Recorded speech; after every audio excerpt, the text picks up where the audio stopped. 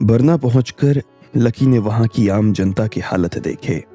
Lucky को ये जानकर बहुत दुख हुआ कि बरना में ज्यादातर बूढ़े और औरतें ही काम कर रही थीं और जवान नशे में चूर रहते थे।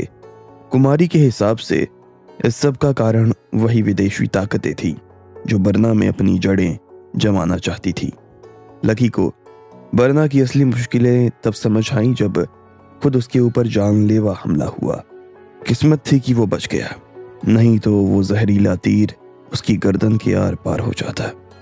लकी इस हमला करने वाले का पता लगाने और बरना के अंदर की हलचल जानने के लिए सेलम से मिला। सेलम कुमारी का दोस्त था और बरना का ही बाशिंदा था। सेलम और लकी में अच्छी दोस्ती हो गई। उसी ने लकी को बताया कि उस पर जो हमला हुआ था वो और कहीं से नहीं बल्कि महल से ही हुआ था।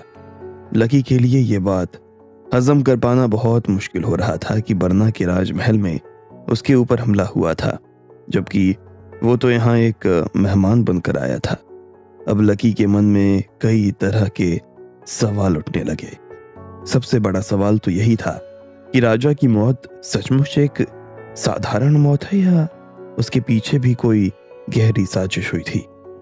लकी ने सेलम से पूछा, हमें तुम्हारे गांव पहुंचने में और कितना वक्त लगेगा? यही कोई 30-40 मिनट। सेलम ने बहती नदी के पानी को अपने चेहरे पर लगाते हुए कहा, मुझे हिज हाइनेस की मौत के बारे में सब कुछ बताओ, एक एक बात शुरुआत से, लकी ने कहा। सेलम ने लकी की बात सुनकर अपने गांव के रास्ते पर चलते हुए लकी से कहना शुरू किया। सब कुछ ठीक चल रहा था। राजा साहब बरना देश को बहुत अच्छे से चला रहे थे। प्रजा खुशहाल थी, जनता के पास रोजगार भी था, यहाँ तक कि बरना का जो एजुकेशन सिस्टम है वो भी बाकी देशों की तरह मॉडर्न हो रहा था। साथ में हमारी अपनी पुरानी शिक्षाओं को भी जिंदा रखा गया था। जिन लोगों को हायर एजुकेशन या अलग तरह की डिग्रियां चाहिए होती थीं, उन्हें राजकोष के सपोर्ट से विदेश भी भेजा जा रहा था। लेकिन शर्त ये थी कि बदले में उन्हें बरना की उन्नति के लिए काम करना होगा, यानी वापस से यहीं लौट कर आएं और यहाँ के लोगों को सिखाएं या फिर राजकोष से मिली मदद को टैक्स के साथ धीरे धीरे वापस लौटाएं। ये तो बहुत अच्छी पॉलिसी थी, लकी ने सेलम की बात सुनकर कहा। हाँ, लेकिन कुछ लोगों ने इसके खिलाफ विद्रोह शुरू किया। उनका मानना था कि इससे बरना के लोग दुनिया में पिछड़ रहे थे। विदेशों से पढ़ाई करके नई चीजें सीख के कोई वापस यहाँ क्यों आना चाहेगा? और अगर वो नहीं आए तो राजकोष को टैक्स किस लिए दे? अपनी जनता को अच्छी शिक्षा दिलाना तो राजा का धर्म है, सेलम ने लकी से कहा। लेकिन सेलम, ऐसे तो पूरा राजकोष खाली हो जाएगा और राजा साहब टैक्स लेकर बरना की जनता का ही तो भला कर रहे थे, लकी ने कहा। यही बात तो कुछ लोगों के गले नहीं उतर रही थी लकी। आसपास के देशों में स्थितियां अजीब थीं। वहां जनसंख्या बढ़ने लगी थी और लोगों की जीवन शैली बिगड़ गई थी, जबकि बरना देश में हर कोई मेहनत करना जानता था। हर घर में किसी न किसी को शाही जमीन पर किसानी करनी होती थी। गरीबी या मुसीबत के वक्त में उन्हें शाही गोदाम से अनाज की मदद भी मिलती थी। इसी वजह से यहाँ के लोग सक्षम और खुश थे। यहाँ उतनी बीमारियां भी नहीं थी और जनसंख्या भी कंट्रोल में थी, सेलम ने आगे कहा। बरना के पास एक सबसे कीमती चीज थी, जमीन। बरना का फैलाव आसपास के सभी देशों से ज्यादा है लकी, इसलिए यहाँ की जमीन पर हर देश की नजर थी। फर्क सिर्फ इतना था कि वहां सरकारी तंत्र था और बरना में राजशाही शासन। कई बार तो राजा साहब के पास बाकी देशों से रिक्वेस्ट भी आती थी कि वो उनके देश के लोगों को बरना का रहवासी बना लें, बदले में चाहे तो कोई रकम ले लें। लेकिन राजा साहब के नियम सख्त थे। जो बरना की जमीन पर पैदा हुआ वही यहाँ का निवासी होगा, या फिर कोई खास व्यक्ति जिसे खुद राजा ने यहाँ की सिटीजनशिप ऑफर की हो, जैसे कि तुम। सेलम ने लकी की ओर देखते हुए कहा। लकी उसे ध्यान से सुन रहा था। उसने आगे कहा, जानते हो लकी, कई बार बरना के सिपाहियों ने विदेशी लोगों को यहाँ घुसपैठ करते हुए पकड़ा। ऐसा नहीं था कि दूसरे देशों के लोग यहाँ नहीं आ सकते थे, लेकिन उसके लिए सीमावर्ती दरवाजों पर एक कागज बनता था, जिसे टेम्पररी वीजा भी कह सकते हैं। लेकिन वो लोग ऐसा करते क्यों थे? लकी ने पूछा। अच्छी जिंदगी के लिए लकी। वरना जैसा भी देश था, यहाँ जिंदगी भली और सुकून भरी थी। फिर आगे क्या हुआ? लकी ने सेलम से पूछा। वही, राजा साहब अपने उसूलों पर अड़े रहे और इन विदेशियों ने छोटे सिपाहियों को खरीदना शुरू कर दिया। पहले उन्होंने सीमावर्ती दरवाजों में सेंध लगाकर बरना में घुसना शुरू किया। रात के वक्त या वीरान में लोग बिना कागजी कार्रवाई के फिर हफ्तों और महीनों तक यहाँ रहने लगे। कुछ लोगों ने तो यहाँ शादियां भी रचाई और घर भी बनवा लिए। फिर धीरे धीरे वो यहाँ के सिटीजनशिप डिमांड करने लगे और अपने लिए रोजगार की मांग करने लगे। जब तक राजा साहब और उनके दरबार में ये खबरें पहुंची, बहुत देर हो चुकी थी। फिर भी राजा साहब का दिल देखो, उन्होंने ऐसे लोगों के लिए जगह बनाई जो लोग बरना से नहीं थे और यहाँ आकर बस गए थे। उन्हें एक्सेप्ट किया। लेकिन कहते हैं ना, जब शेर के मुंह में खून लग जाए तो उसकी भूख और ज्यादा बढ़ जाती है। यहाँ व्यापार के बहाने नशे का कारोबार होने लगा। कई गुट बनने लगे और सब अपनी अलग अलग जगहों की मांग करने लगे। किसी को टैक्स में छूट चाहिए थी तो किसी को अलग खेती करने के लिए अपनी अलग जमीन। फिर राजा साहब ने क्या किया? लकी ने पूछा। राजा साहब क्या कर सकते थे लकी? उन्होंने सबसे पहले बरना की असल जनता के हित में कदम उठाए। उन्होंने अजनबियों के बरना में घुसने पर तुरंत रोक लगा दी और जो विदेशी व्यापारी यहाँ आते थे उन पर सख्ती और तलाशी शुरू कर दी थी। इससे उन लोगों में आक्रोश बढ़ गया। सिपाही भी कहीं भी किसी को रोककर पूछताछ करने लगते थे, जिससे सब परेशान होते। आखिरकार इन छोटे छोटे गुटों ने सिपाहियों और राजशाही तंत्र के खिलाफ विद्रोह शुरू कर दिया। वो आम लोगों के बीच में जाकर उन्हें भड़काने लगे। वो विदेशी व्यापारी भी उन्हें पीछे से मदद करने लगे जो बरना में अपना व्यापार जमाना चाहते थे। राजा साहब को इस विद्रोह की खबर लगते देर नहीं लगी। उन्होंने ऐसे विद्रोहियों को सीधा बंदी बना लेने के ऑर्डर दिए और यहीं से सारा मामला बिखरता चला गया। इस सब में राजा साहब की मौत कब और कैसे हुई? लकी ने सेलम से पूछा।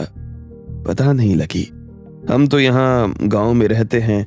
शहर में या राजमहल में कोई घटना घटती है तो उसके बहुत देर बाद वो खबर यहाँ तक पहुँच पाती है।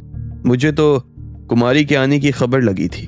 मैं उससे मिला, तब उसने साफ साफ तो नहीं लेकिन इतना जरूर बताया था कि उसे खुद राजा साहब ने बुलवाया था। बस उसके 2-3 दिन बाद ये खबर आ गई कि राजा साहब नहीं रहे। सेलम ने कहा। तुम्हें क्या लगता है सेलम, राजा साहब की मौत नेचुरल डेथ है या किसी ने उनकी? दोनों हो सकता है लकी। सेलम ने लकी का सवाल समझते हुए कहा। हो सकता है राजा साहब को बरना में चल रहे इस विद्रोह की टेंशन हुई हो या फिर किसी ने उनकी हत्या की हो। मैंने तो उनकी लाश को भी करीब से नहीं देखा। कुमारी इस बारे में क्या कहती है? सेलम ने पूछा। कुमारी से मेरी इस बारे में बात हुई नहीं है। हर बार गार्ड्स या कोई दरबारी मंत्री आसपास होता था इसलिए। लेकिन मुझे नहीं लगता कि राजा साहब को बरना में चल रहे इस विद्रोह की इतनी चिंता सताने लगी होगी कि वो अपनी जान ही गंवा दें। वो एक राजा थे, उन्होंने पूरे देश को संभाला है। इस तरह की चुनौतियों के लिए वो पहले से तैयार रहे होंगे। लकी ने अपने अंदाजे से कहा। यानी उनकी भी हत्या महल के भीतर ही किसी ने? सेलम ने अंदेशा जताया। इसी बात का तो हमें पता लगाना है सेलम।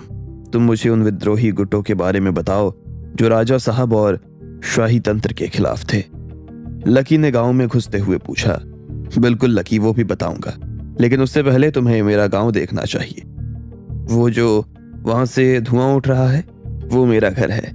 बाबा इस वक्त भट्टी में काम कर रहे होंगे।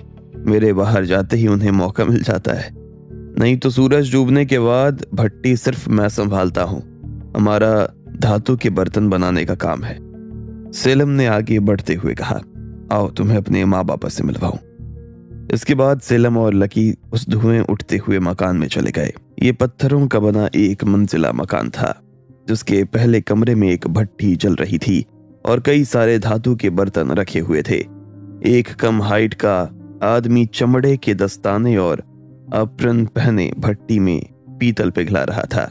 उसने सेलम को देखते ही अपना एप्रन उतार दिया और कहने लगा, मैं तुम्हारे लिए माल तैयार कर रहा था, सोचा तुम्हें और देर लग जाएगी। मैं कुछ देर नदी पर रुक गया था। नहीं तो वक्त पर आ जाता। सेलम ने अपने बाबा को जवाब देते हुए कहा, ये मेरा दोस्त है लकी, राजा साहब की खबर सुनकर इंडिया से आया है। वो इसे बहुत मानते थे। लकी ने सेलम के बाबा को नमस्कार किया।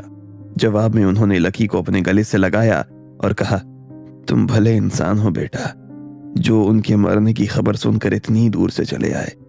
आओ, तुम्हारा स्वागत है। मैं तुम्हारे लिए लजीज भोजन का इंतजाम करवाता हूँ। तुम रात को क्या खाना पसंद करोगे? जो भी आप लोग खाएंगे, मुझे आपके गांव की हर चीज पसंद ही आएगी।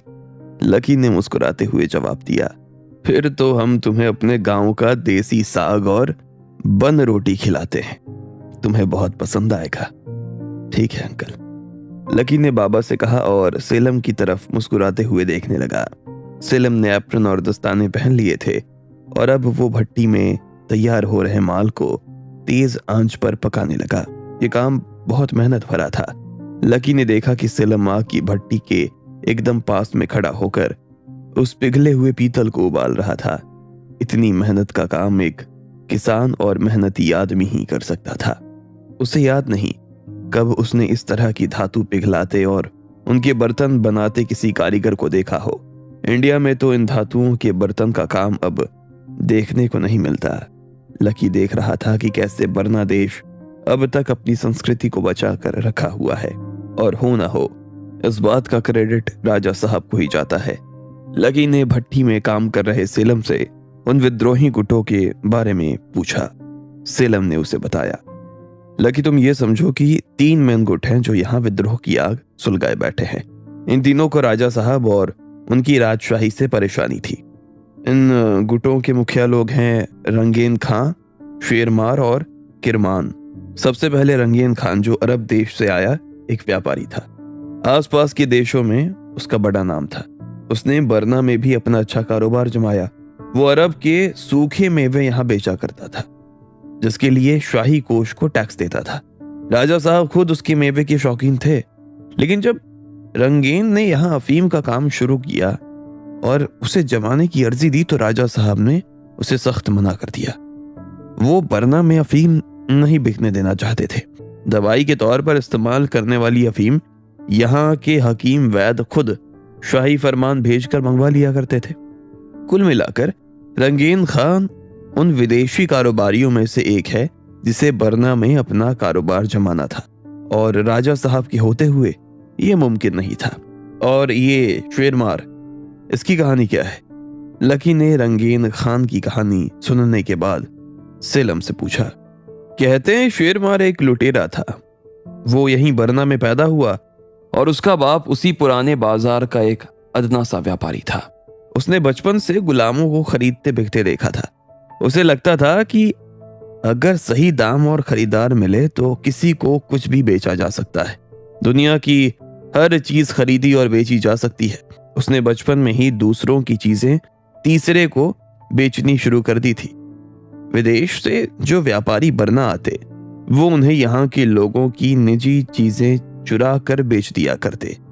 कई बार उसे यहाँ के लोगों और सिपाहियों ने मारा पीटा भी, लेकिन बचपना होने के कारण वो जेल जाने से बच जाता।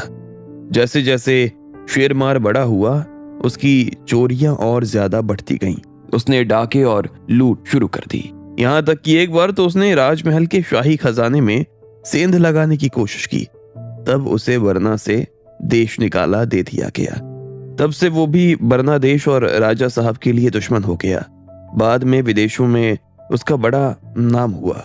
वो एक कुख्यात लुटेरा बन गया लकी। कहते हैं आजकल वो भी बरना में वापस आ गया है।